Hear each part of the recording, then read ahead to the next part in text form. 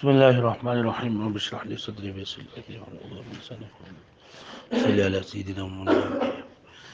ها دا نن سبق خو د کتاب کې وته غوړې دي کوم د وستلو سنشته ده. المحموز الفاء يجيء من خمسه ابواب. دا اوس وی دي نه کنه چې محموز الفاء، محموز العين، محموز اللام دا د خصوصو بابون ناراضي د کم بابون ناراضي. او دویمه دا خبره کوي چې دا محموز د اجوف سره د ناقص سره د مثال سره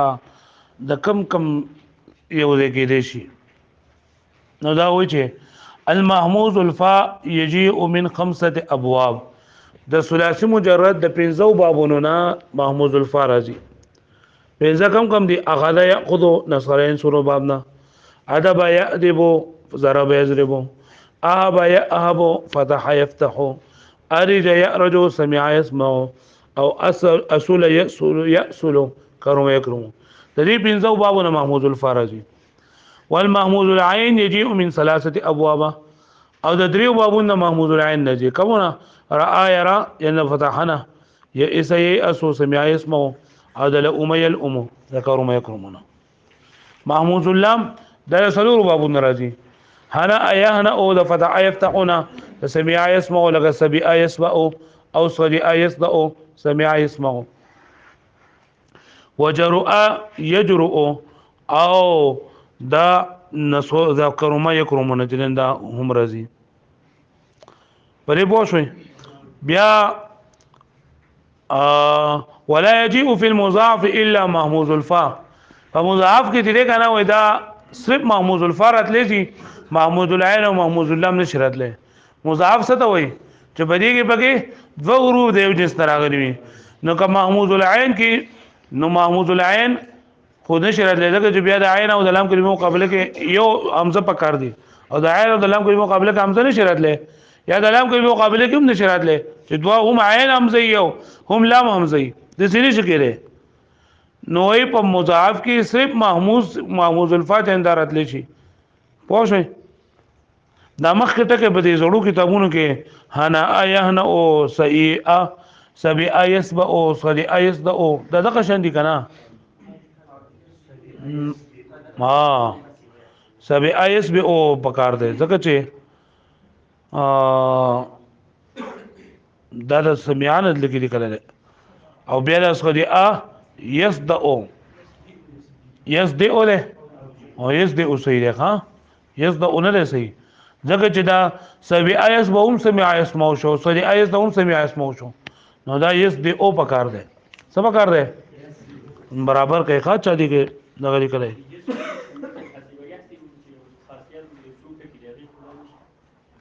نه ضروري نه ده، هغه دغه نه یو څو ټکي دي د مثال دا څه نوم دی صحیح ده. نور راتلی شي دغه نوم راتلی شي، ډېر شی راتلی شي د مثالونه و مقیم کو. ها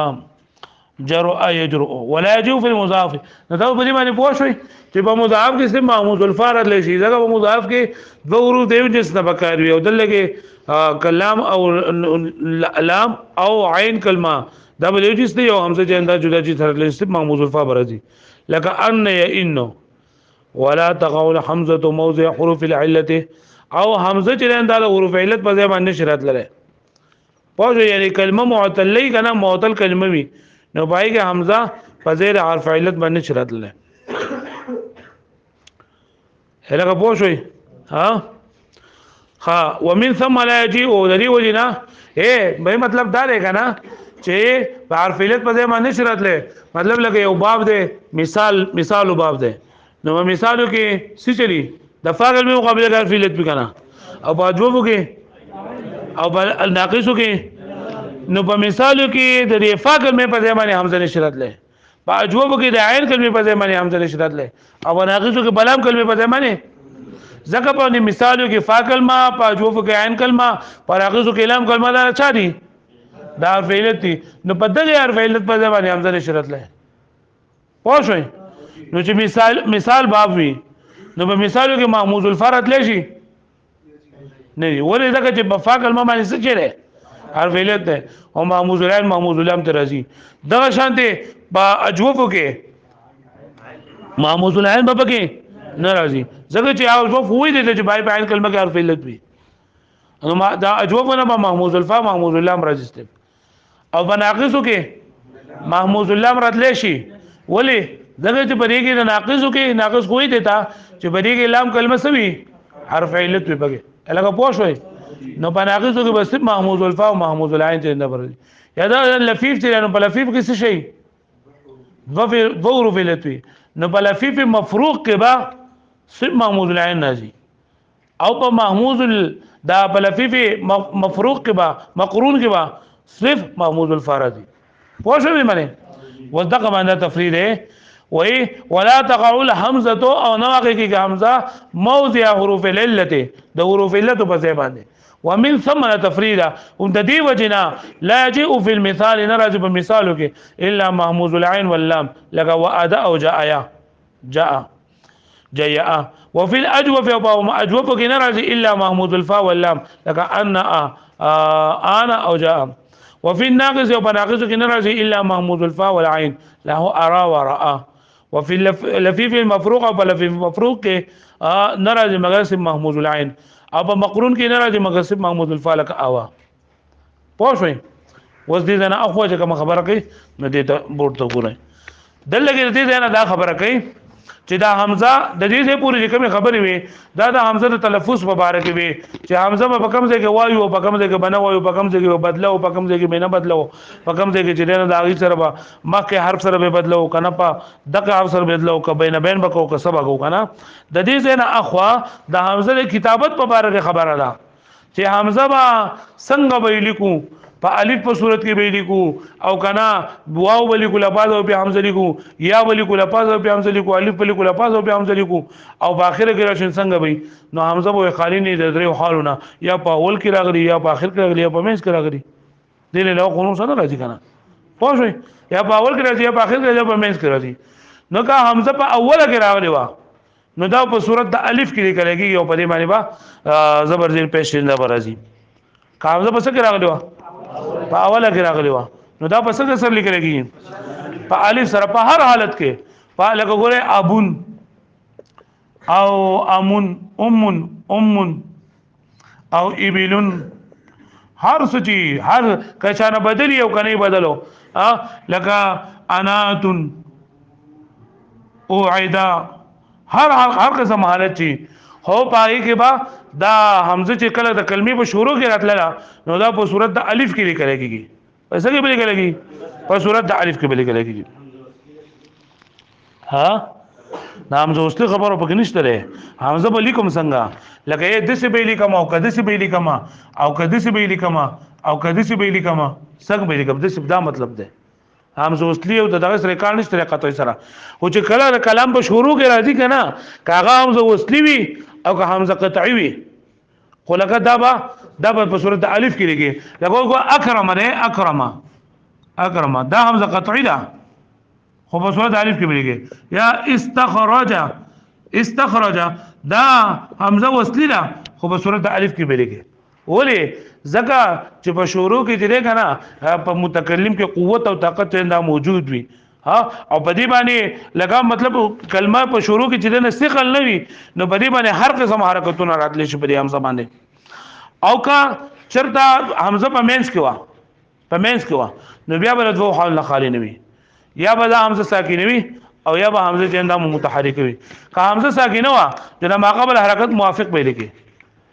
پوښوي او که حمزه چې اندام متحرک وا نو بیا په دې حمزه باندې چې کوم حرکت راغله دا غي حرکت موافق به لګي که حمزه ساکینه والا ګوره رأسن بؤسن او ذئب حمزه ساکینه ده کنه ها نو دا حمزه منګه ما قبل حرکت موافق ولګلې دا را مخ سره فتح لا نو دا حمزه موږ په الف باندې ولیکلا دلګي حمزه مخ سره زما دا زموږ د وو صورت کولی کړه او دلته دا د حمزه نه مخ سره کسره او دا زموږ د په صورت کولی کړه پوښوي او که حمزه متحرکه وا نو بیا په دې حمزه باندې چې کوم حرکت ته حمزه باندې چې کوم حرکت ده هغه شان ولیکو لکه سأل لأمه او يئسا حمزه باندې کوم حرکت ته الف ته کنه الف دا شان په حمزه باندې پېښ ته د پېښ مطابق سره واو حمزه باندې کسره ده د سره یا پرې باندې پوښوي لکه پوښوي پرې باندې ها نو که حمزه په شروع کوا نو بهر حالت کې په صورت د الف کې لیکل کېږي او که په مینس کې وا نو بیا به دوه حال خالی نه یا متحرک وي یا به که ساکن وا نو بیا به د ماقبل حرکت موافق ترنده بلی کې او که حمزه متحرک وا نو بیا به د بل حرکت او که چرته په اخیره کې وکنه په اخیره کې وا نو بیا به دا حمزه چې دا نو دا به د خپل حرکت موافق ترنده بلی کې دا خپل حرکت موافق کا متحرک وا کا متحرک وا کا حمزه په اخره کې راغلی وا متحرک وا نو دا هم د خپل حرکت موافق دی کېږي او کا ساکن وا نو بیا به دا حمزه چې دا به د کټ عین په شکل کې لیکلېږي چې په لیکلېږي پوه شئ لکه ګوره قرأ نو لګي دا حمزه په اخره کې راغلی کنه او متحرک ده نو په حمزه باندې کوم حرکت ده داغه مطابق یا ما قبل حرکت موافق نه ما قبل حرکت موافق جرؤا د څه لیکل کېږي جرؤا او فتیا نه لګي حمزه متحرک ده نه ما قبل حرکت موافق د مو لیکل پوه شئ او که حمزه ساکنه وا نو بیا باغه په خپل شکل باندې لیکل کېږي پوه شئ لګره سه خب ان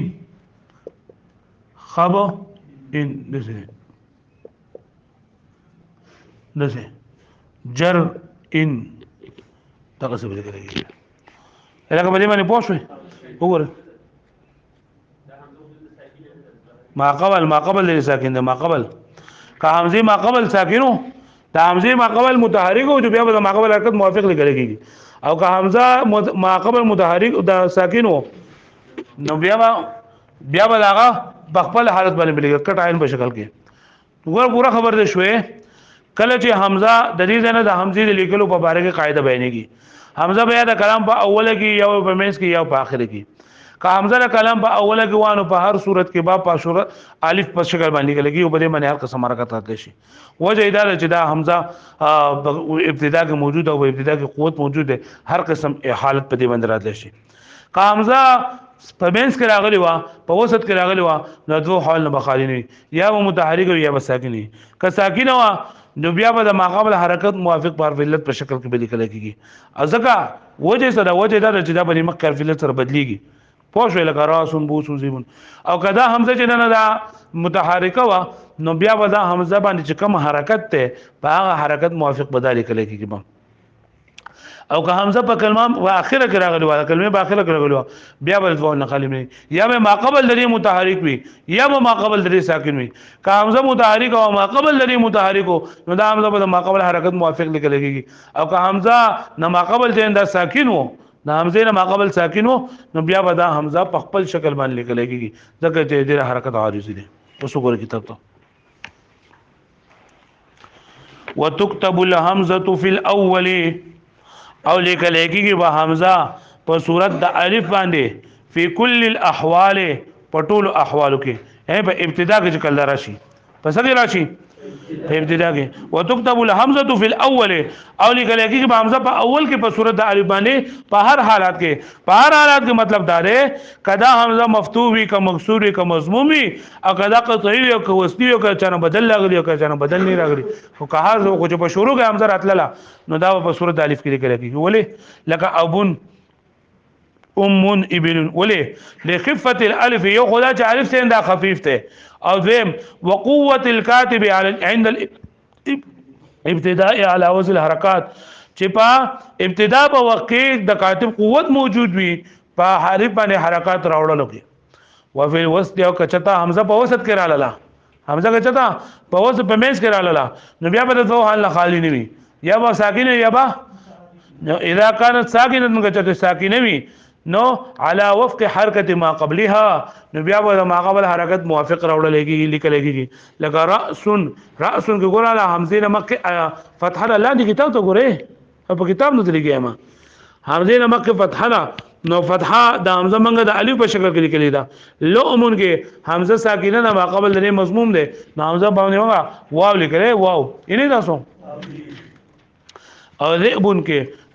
د حمزه ساکنه ما قبل د مکسور ده للمشاکله مطلب دا دی چې د دې په منځ کې مشابهت ته په لفظ کې په لفظ سره او دویم دا کنه چې لکه په دې کې تخفیف کولېږي چې دا حمزه د ما قبل حرکت موافق پر سره بدليږي نو کا مخکې د پیش او جدا حمزه په واو سره بدليږي کما کې د زیرون دا حمزه په سره بدليږي کما کې د الف نو په الف سره بدليږي واذا كان متحركه نو کجر دا حمزه متحرکه وي على وفق حرکت نفسها نو بیا به د خپل حرکت موافق چلند دا لیکل کېږي حتی طول ما حرکتو چې وو په جندل شي حرکت ته دي لکه عربو خو لکه وای من زبر دیر پیش دا پوخانه کولو نو هغه بدا په الف په صورت کې چې بری باندې فتحه ده او د واو په صورت کې چې بری باندې ضمه ده او د یو صورت کې چې بری باندې کسره ده لکه سالا لامو سئما واذا كانت في اخر الكلمه او کله په اخر د کلمه کو نو بیا بل دوه حل خالی نه یا متحرک یا ما قبل لري ساکن او تكتب على وفق حركه ما قبلها نو بیا بل کېږي د خپل ما قبل حرکت موافق لا على وفق حركه نفسها د خپل حرکت موافق نو ولې لئن الحركه الطرفيه عارضيه دغه په اخر کې د حرکت لري کنه د عارضي لري ها په اخر کې د حرکت سره عارضي لري عارضي لري ځکه چې حرکت دې کنه دا لکه بدلیږي را بدلیږي لکه قراء دا بدلیږي شي جرؤا په واو سره بدلیږي فتحه دا جور مين ولا قانون کوم نه واذا كانت ما قبلها او کچته ما قبل درې ساکن لا يكتب على صوره شیندا به اچا په صورت کې نه لیکل کېږي په خپل شکل باندې بلګي ای طولو حرکت هغه حرکت درې عارضی ده وعد میں حرکت ما قبل او ما قبل متعارض نه چې هغه په شان دی ولیکو لکه خب ان دف ان او بر ان لکه پوښتنه به معنی ها دا به چی د دې سره د دریم باب الله په ختم کو اوس په مثال شروع کیږي مثال اجوف او ناقص ولا فی بیا بس